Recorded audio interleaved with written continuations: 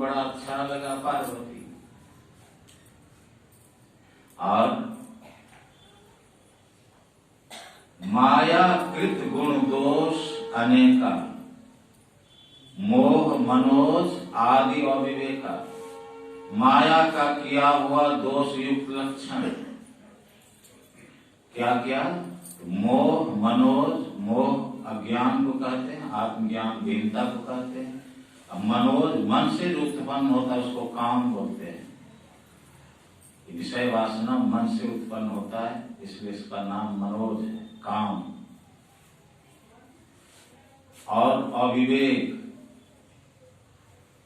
समूचे संसार में व्याप रहा है, लेकिन उस पहाड़ के पास नहीं जाता। तो बाहर संसार में ऐसा कोई स्थान है जहां माया का प्रभाव नहीं है? अरे चीनी से मिठाई बनती है, मिष्ठान बिना चीनी का हो सकता है क्या? जब चीनी से मिठाई बनती ही है तो मिठाई का कौन सा कण ऐसा होगा जिसमें चीनी का अंश नहीं होगा? जब माया से दुनिया बनी ही है तो कौन सा स्थान होगा जहां माया का प्रभाव नहीं होगा? कहेंगे मंदिर ऐसा हो सकता है, आश्रम ऐसा हो सकता है। नहीं नहीं, ये सब गलत बात है। मंदिर भी, आश्रम भी, जंगल भी सब माया के अंदर है। और मंदिर में मूर्ति जो देखते हैं भगवान की, तो खुद ही माया है। गो गोचर जहां लगी मन जाई, सो सब माया जहां नौ भाई। राम भगवान ने कहा इंद्रियों को जो कुछ प्रत्यक्ष है, जो आंख से देखते हैं, कान से सुनते हैं, नाक से सुनते हैं, जीवा से रसास्वादन करते हैं, त्वचा से स्पर्श करते हैं, जिसका और मन जहां तक मनन कर लेता है सब माया है। तो मंदिर में मूर्ति आंख से देखते हैं कि नहीं देखते हैं? राम भगवान थर्मामीटर दिए हैं रामायण में। गो गोचर जहां लगी मन जाई, सो सब माया। मनियारपुर में एक सत्संगी गए,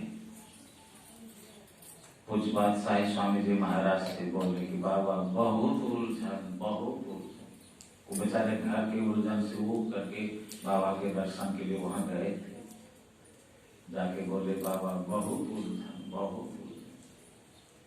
बाबा ने कहा होगा ही उलझन, मैं सब कुछ छोड़ के आश्रम चला आया हूँ, यहाँ भी उलझन है, और आप तो घर ही में रहते हैं, उलझन होगा ही। अब देखिए बाबा कहते हैं मैं आश्रम आ गया हूँ सब कुछ छोड़ के, यहाँ भी उलझन है, और आप तो घर ही में रहते हैं, उलझन तो होना स्वाभाविक है।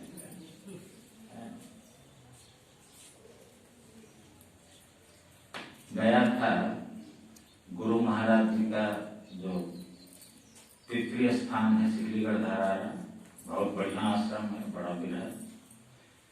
तो वहां के बाबा को कहा कि गुरु महाराज जो ध्यान करते थे कुआं में, वो कुआं कहाँ है बता दीजिए। बता दिया, कुछ दूर पर था, कुछ दूर पर। तो घेरा इतना ऊंचा दिया हुआ था, अष्टकोण की तरह घेरा। अभी सुनते हैं कुछ बना दिया गया। तो उस वक्त इतना ऊंचा खाली घेरा था, और वो पिलर जो नीचे से दिया गया था, तो सब पिलर लगभग हमको लगता 8 पिलर होगा, बेसिए होगा, कम से कम 8 तो जरूर होगा। और उसको और ऊपर उठाने के लिए उसमें छड़ जोड़ना है। तो छड़ जोड़ने के लिए कम से कम 1.5-2 फीट छड़ छोड़ना था। तो सब में इतना 1-1.5 इंची छड़ है पिलर में। मेरे मन में हुआ कि ऊपर कैसे उठेगा। आके बाबा को कहा कि बाबा वो पिलर उठेगा, बनेगा कि उतना ही रहेगा, इतना करना है ना, वो तो बनेगा। तो पिलर जोड़ने के लिए 1.5-2 फीट कम से कम छड़ उसमें छोड़ना था, सब छड़ को। इतना है, 1-1.5 इंची है। कहा बाबा 2 फीट छड़ छोड़े थे, चोर काट लिया। चोर काट लिया। अब देखिए सब जगह माया का प्रभाव है।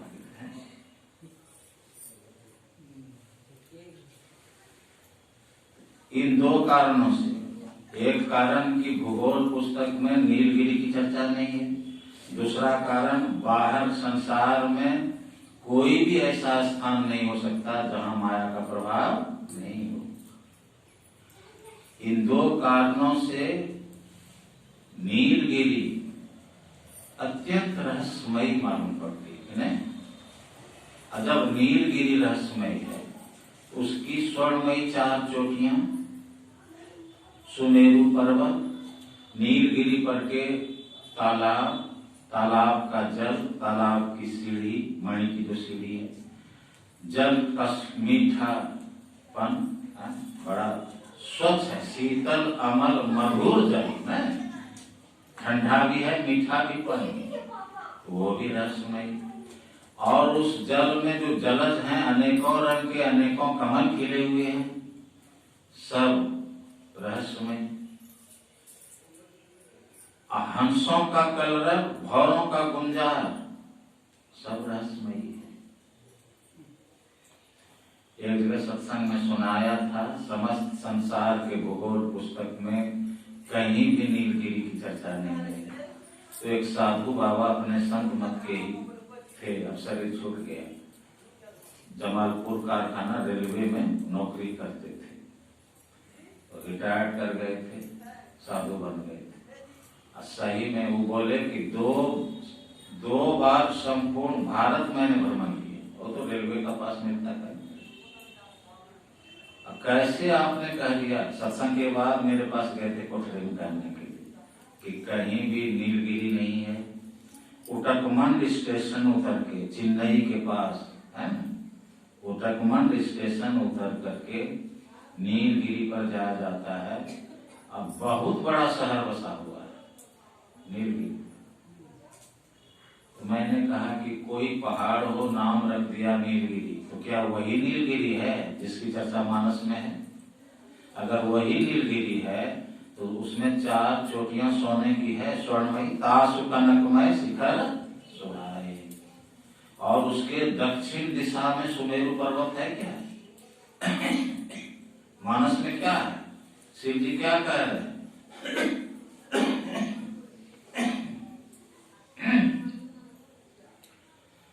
गिरी सुमेरु उत्तर दिशी दूरी, नील शैल एक सुंदर भूरी। क्या हुआ?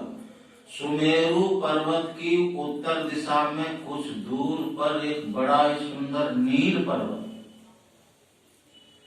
तो जब सुमेरु पर्वत की उत्तर दिशा में नील पर्वत है, तो नील पर्वत के दक्षिण दिशा में सुमेरु पर्वत होना चाहिए, ऐसा है।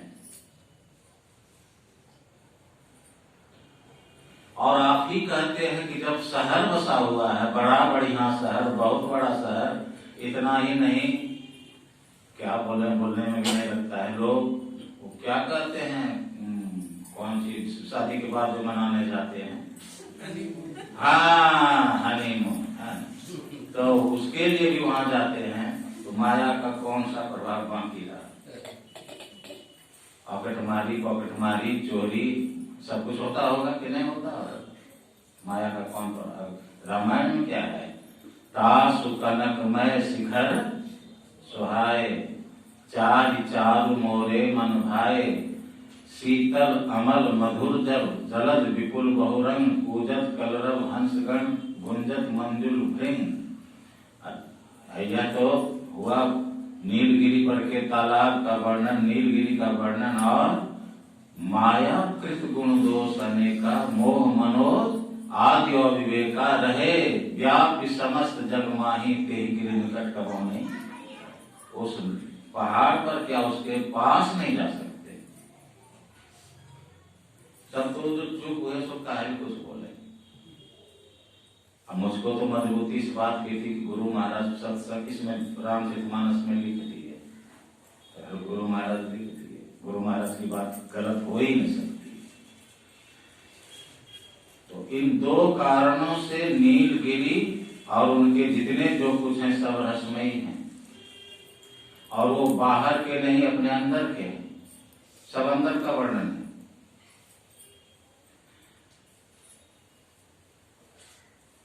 तीसरी बात यही,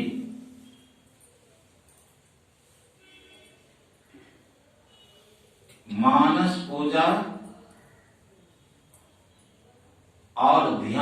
बारे में अलग अलग करते हैं। आम छा करी मानस पूजा, ध्यान के बारे में कहते हैं पीपर तरुतर ध्यान सो धरई।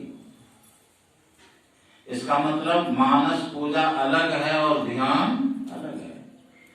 कुछ लोग मानस पूजा को ही ध्यान कहते हैं, लेकिन ऐसी बात नहीं है। मन से एक ही ध्येय वस्तु का चिंतन करते रहना ध्यान है। मन से एक ही ध्येय वस्तु का चिंतन करते रहना ध्यान है। और मानस पूजा में तो मन से इष्ट को रचो और मन से पूजा की सामग्री रचो और उसको चढ़ाओ।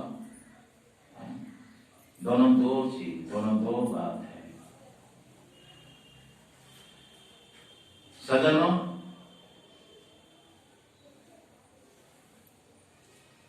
ध्यान अभ्यास के समय कैसे बैठना चाहिए? तो दीक्षा में हम लोगों को बताया गया है कि शरीर, गर्दन, माथा को सीधा करके बैठना चाहिए।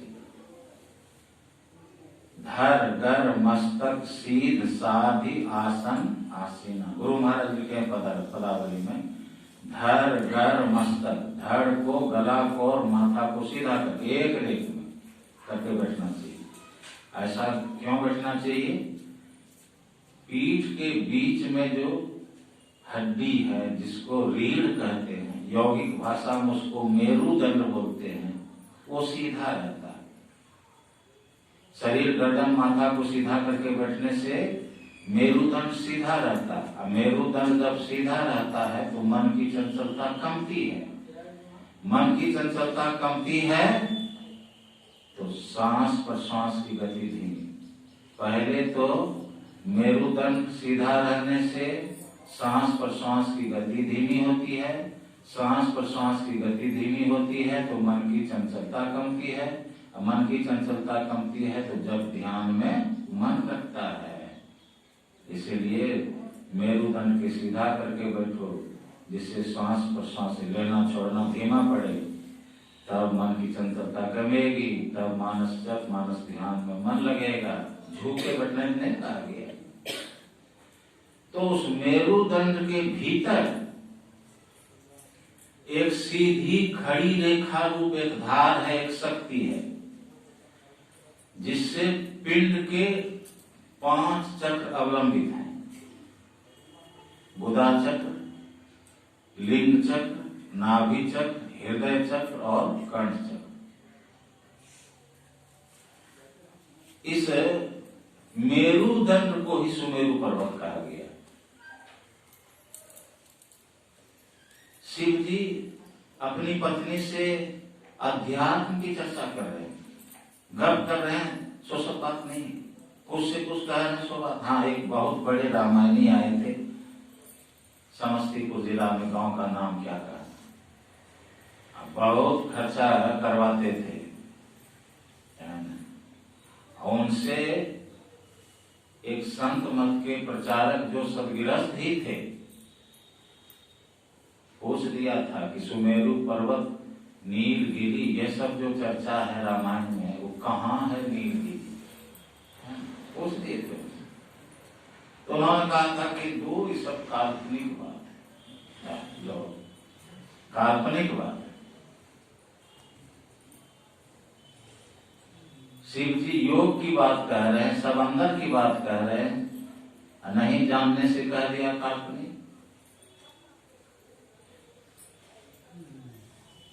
सूक्ष्मता की ओर को उत्तर कहा। या हम लोग नक्शा को सामने रखें, ऊपर उत्तर होगा, नीचे दक्षिण, दाईं तरफ पूरब, बाईं तरफ पश्चिम। अच्छा, तो सुमेरु पर्वत की उत्तर दिशा में कुछ दूर पर नील पर्वत है, गौर कीजिएगा। तो उत्तर हो गया ऊपर, सूक्ष्मता की तरफ को उत्तर का है। अच्छा, तो मेरुदंड जब सुमेरु पर्वत है तो उत्तर यानी ऊपर थोड़ी दूर पर आंख मुनने से जो सब किसी को अंधकार मालूम पड़ता है, यही नीलगिरी है। जो अपने अंदर है, यही नीलगिरी है।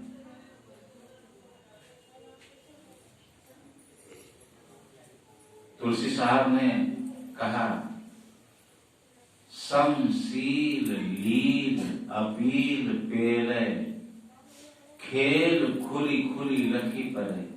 सम मन बराबर, शील मन पत्थर, लील मन नीला। यह अंधकार जो नीला पत्थर की तरह है, कठिनता से छिदने योग्य है, अपील है। और अगर कोई इसको पेल ले, दृष्टि योग से पेलना होगा, तब अंदर के खेल खुल खुल कर दिखाई पड़ने लगेंगे। समशील लील अपील पेल है, खेल खुली खुली लकी पर। इस अंधकार को नीला पत्थर का अब समझ में नहीं आता है कि ये पत्थर की तरह कठोर होता, पत्थर की तरह कठोर होता तो कब से दृष्टि योग कर रहे, अब तक छेद इसमें हो गया होता। अथवा सूरज फेंक जाती, कुछ नहीं होता है। सूरज फेंकती भी नहीं है, इसमें छेद भी नहीं होता है। अब कड़ा है कि मुलायम है, पत्थर की तरह कड़ा है कि मुलायम है, कैसा है। लेकिन पहले भक्तों को, साधकों को, साधिकाओं को इसी पहाड़ पर टिकना होता है। मन में होता है, संतवाणी सुनते हैं, गुरुवाणी सुनते हैं, सत्संग में पीली नीली लाल सफेदी स्याही सन्मुख आता है। छट छट छट छट बिजली छटके भोर का तार दिखाता है। चंदा उगत उदय हो रवि धूर सब मिल जाता है, आदि आदि। तो हम भी देखते न, मन में होता है कि प्रकाश देखते, लेकिन अंधकार में भी नहीं टिके। जब जब ध्यान में बैठा जाए, ध्यान अभ्यास में जब जब बैठा जाए, और जितनी देर बैठा जाए, तब तब उतनी देर खाली अंधकार में रहे। छोड़िए प्रकाश की बात, खाली अंधकार रहे सामने, हम अंधकार में रहे, यही बहुत संस्कार की बात हो गई। अंधकार में भी रहते हैं, आंख बंद है, बाहर घूमते हैं, खेत में, खलिहान में, दुकान में, परिवार में, ये ना करेंगे, वो ना करेंगे, ऐसे वैसे ना, क्या करेंगे वैसे, अंधकार में भी रहते हैं। खाली अंधकार कैसे देखेंगे, खाली अंधकार कैसे रहेगा, गौर कीजिए तो। जब मन के सारे विचार हट जाएंगे तब ना अंधकार ही अंधकार बचेगा। जब मन के सारे विचार हटेंगे तब ना खाली अंधकार ही अंधकार बचेगा। और जब तक विचार से भरा पड़ा मन है, काम है संभव अंधकार। अच्छा, जब सामान्य स्थिति में हम अंधकार में टिक नहीं सकते हैं, तो मन में बहुत काम होगा, मन में बहुत क्रोध जिस घड़ी होगा, क्या उस घड़ी अंधकार में टिक सकेंगे? बाहरी विषयों से मुड़ी हुई चैतन्य वृत्ति वाला उस पहाड़ पर टिकता है। और जो विषय में दौड़ रहा है मन, तो पहाड़ पर टिकेगा।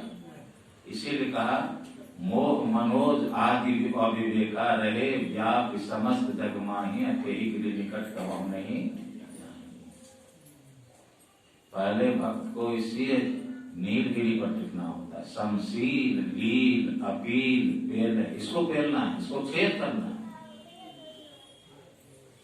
खेल खुली खुली लगी पर, तब अंतरानुभूति होगी। तो यही नील पर्वत है अंधकार। और दूसरे शब्द में तो तुलसी साहब और साफ कर देते हैं, श्याम कंज नीलागिरी सोई। नीलागिरी, नीलगिरी आ गई। श्याम कंज नीलागिरी सोई, तिल परमान जान जन कोई। छिन छिन मन को तहां लगावे, एक पलक छूटन नहीं पावे। गगन द्वार दिशे तारा, अनहद नाद सुने झनकारा।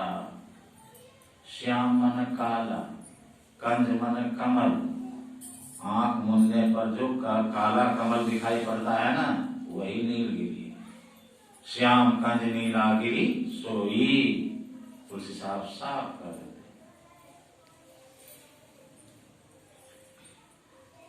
अब इसकी 4 चोटियां स्वर्णमयी हैं। पहली चोटी सुबुद्धि है, पहला शिखर सुबुद्धि। बुद्धि से दुनिया का काम होता है, सुबुद्धि से सत्संग होता है, आस्तिक बुद्धि से जब ध्यान होता है कि नहीं।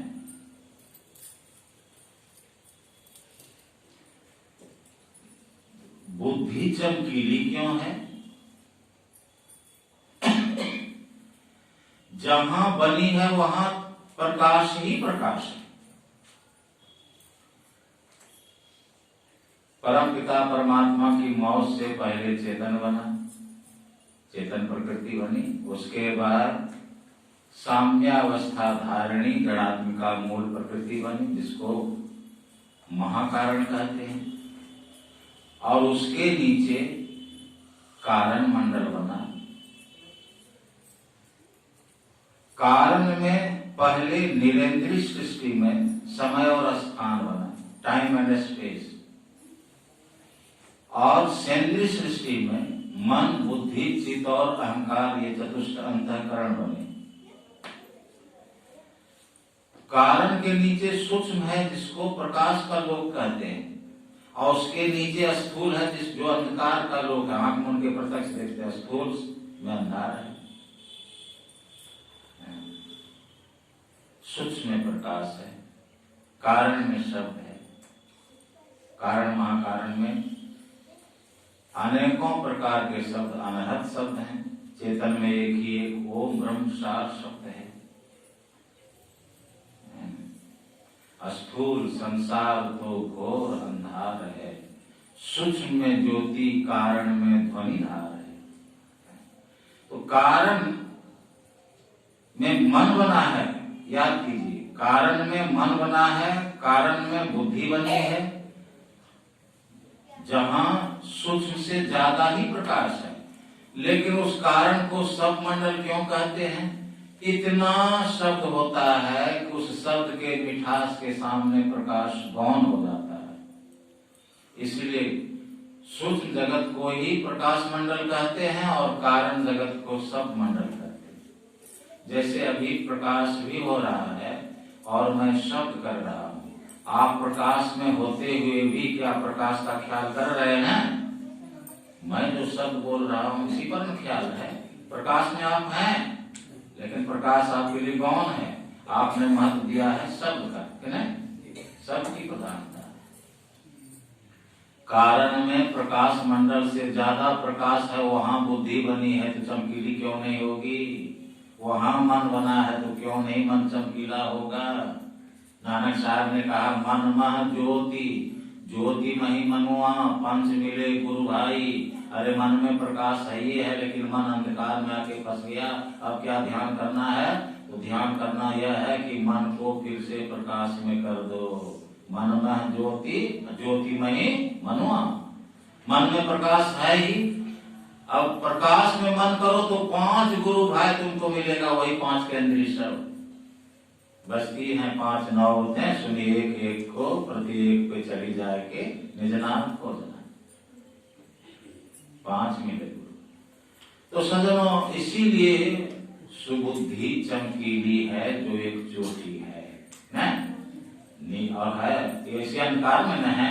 कहाँ मन का फसाव कहाँ है? बुद्धि का फसाव कहाँ है? बना तो वहां, लेकिन फसाव तो यहाँ है। इसलिए नीलगिरी की चोटी एक क्या हो गई? सुबुद्धि, जो चमकीली है, स्वर्णमयी है। और इस पर एक रूपक की तरह इसको समझाया गया है, एक रूपक की तरह। सज्जनों, इस चोटी पर वेद, पुराण, शास्त्र रूप विशाल वट वृक्ष है, जिसकी छाया में काक कुसुम हरि कथा सत्संग किया करते हैं। यानी सुबुद्धि से वेद, पुराण, शास्त्र के मुताबिक सत्संग किया करते हैं। यह हुआ। जब सत्संग करेंगे सुनते सुनते क्या होगा, इस सत्संग में लाभ बहुत है, तुरंत मिलावे गुरु से। दूसरा शिखर क्या है?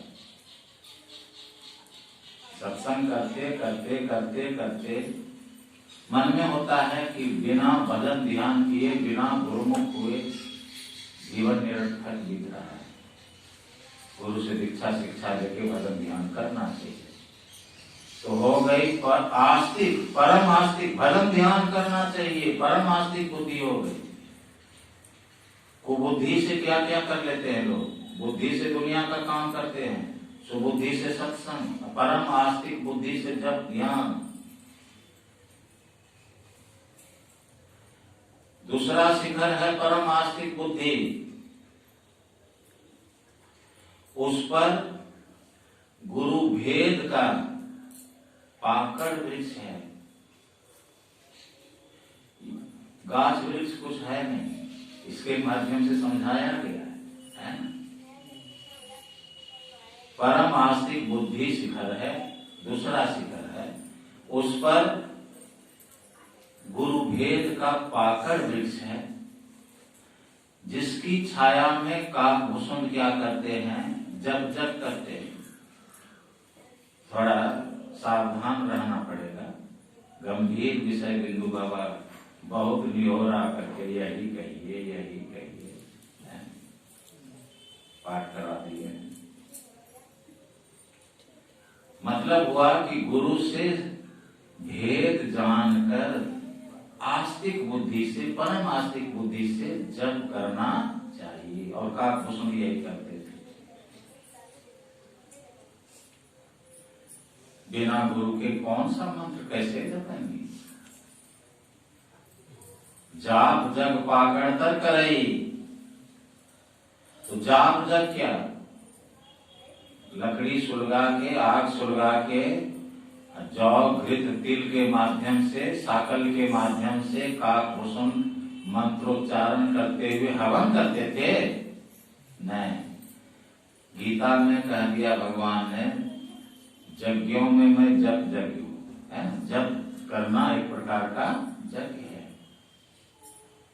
और काकभूषण के कोई मनुष्य राजा थे, वो जौ तिल घी सब जुटा देते थे और आग सुलगा देते थे, वो हवन करते थे। सो सब बात वर्णन नहीं है, बल्कि जब वहां सत्संग होता था तो आवाई सुनाई अनेक विहंग का पक्षी गणाते थे। शिव जी भी बोले कि हम भी गए थे न सत्संग में सुनने, तो हंस का रूप धारण करके। और वहां कहने वाले हैं पक्षी, सुनने वाले पक्षी हैं। तो न कहने वाला साधारण पक्षी है, न सुनने वाला साधारण पक्षी है। वही सुने अनेक व्यंग। कहीं शिव जी चले जाते इसी मनुष्य रूप में, त्रिशूल ले ले, तो डर के मारे सब पक्षीगण भाग जाते कि त्रिशूल भोगिए देगा कि क्या भाग जाते कि नहीं। जहाँ पक्षीगण है त्रिशूल लेके पहुंचेंगे तो भड़क लिया जाएगा सब कुछ। हंस बन के कोई मनुष्य शिष्य थे उनके, राजा शिष्य थे उनके, सो सब वर्णन नहीं है। तो जाप जप करने का मतलब अति पावन गुरु मंत्र मन ही मन जाप जपो। गुरु से युक्ति जान के, परम आस्तिक बुद्धि से।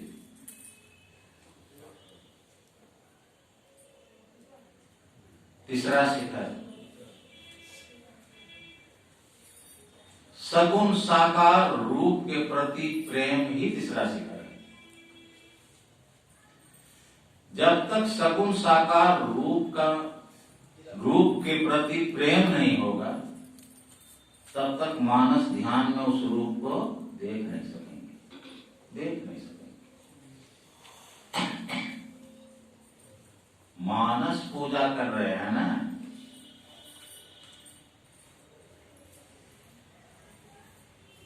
आम छाकरी मानस पूजा। तो तीसरा शिखर है सगुण साकार रूप के प्रति प्रेम, जिस पर दृढ़ आशा का आम वृक्ष है। यानी दृढ़ आशा के साथ सगुण साकार रूप के प्रति प्रेम रखते हुए दृढ़ आशा के साथ मानस ध्यान करोगे, दर्शन होगा। नहीं करना चाहिए। काकभूषण क्या कर रहे हैं? तो सगुण साकार रूप के प्रति बहुत प्रेम है और दृढ़ आशा के साथ मानस पूजा कर रहे हैं। मानस पूजा करिए कि मानस ध्यान करिए, एक ही बात है। मानस पूजा में क्या होता है? मानस पूजा कर रहे थे कबीर साहब के गुरु रामानंद स्वामी, काशी में गंगा नहा के कोठरी में बैठ करके ध्यान कर रहे थे। ध्यान में मानस पूजा कर रहे थे। जब किया कुछ देर फिर मानस पूजा, तो मानस में भगवान की मूर्ति को मन ही मन रचे, दर्शन भी कर रहे हैं। अच्छा, और फिर मन ही से स्नान कराते हैं, न सेवा है मानस पूजा। पोंछते हैं भगवान के शरीर को, उसके बाद कपड़े वगैरह पहनाते हैं, मुकुट पहना दिए। अब माला पहनाने लगते हैं तो माला अटती नहीं है। चाहिए था पहले माला पहनाना, उसके बाद मुकुट पहनाना। अब मानस पूजा में अब सोचने लग गए कि क्या करें। मुकुट उतारते हैं माला पहनाने के लिए तो अच्छी बात नहीं होती है, अपमान जैसा लगता है। पहले हमको पहनाना था माला, क्या करें। ताकि माला आज छोड़ दें पहनाने के लिए तो भी पूजा ठीक नहीं होगी, पूरी नहीं होगी। उधेड़ बुन में थे, क्या करें, ध्यान में। अब बाहर से कबीर साहब कहते हैं कि गुरुजी माला का जहां गांठ गिरा है ना, वो खोल दीजिए और ऐसे करके पहना दीजिए, पीछे बांध दीजिए। मुकुट भी नहीं उतारना पड़ेगा और माला भी पहना देंगे। अब क्या मानस पूजा करेंगे। आके कहते हैं रे कबीर मैं तो ध्यान में ऐसा कर रहा था, तुम कैसे जान गए। तुम कैसे जान गए। कबीर साहब ने कह दिया था, सतगुरु समुझ कहो मोरी भैया, जो बालक ढूंढमुनिया खिलन की सो बालक हम नहीं। सतगुरु समुझ कहो मेरी भैया। एक हरवाहा था, नाम था बुलाकी राम। हरवाहा बुझते हैं, हल चलाने वाला। पहले ट्रैक्टर नहीं होता था ना, तो हल बैल से खेती होती थी, तो हल चलाने वाले को हलवाहा बोलते थे। मालिक था गुलाम, नाम था मालिक का, जमींदार का। बुलाकी राम गुरुमुख था, सत्संगी था।